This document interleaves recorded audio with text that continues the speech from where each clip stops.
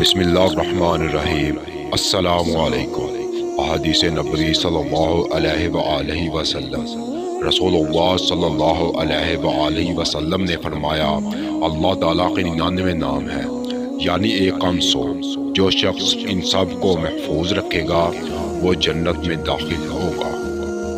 رسول اللہ صلی اللہ علیہ وآلہ وسلم نے فرمایا، جو آدمی میرے وارث ہیں وہ روپیہ اشرفی اگر میں چھوڑ جاؤں تو وہ تقسیم نہ کرے، وہ میری بیویوں کا خرچ اور جائیداد کا اہتمام کرنے والے کا خرچ نکالنے کے بعد صدقہ ہے۔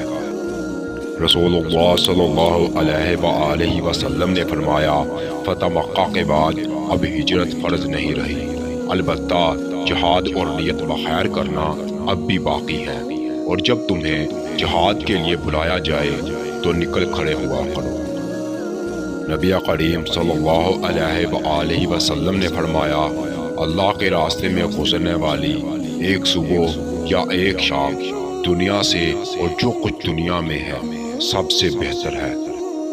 رسول اللہ صلی اللہ علیہ وآلہ وسلم نے فرمایا، جس بندے کے بھی قدم اللہ کے راستے میں غبار آلود ہو گئے انہیں جہنم کی آگ چھوئے یہ ناممکن ہے۔ نبی کریم صلی اللہ علیہ وآلہ وسلم نے فرمایا، شہید 5 قسم کے ہوتے ہیں: طاعون میں ہلاک ہونے والا، پیٹ کی بیماری میں ہلاک ہونے والا، ڈوب کر مرنے والا، دب کر مرنے والا، اور اللہ کے راستے میں شہادت پانے والا۔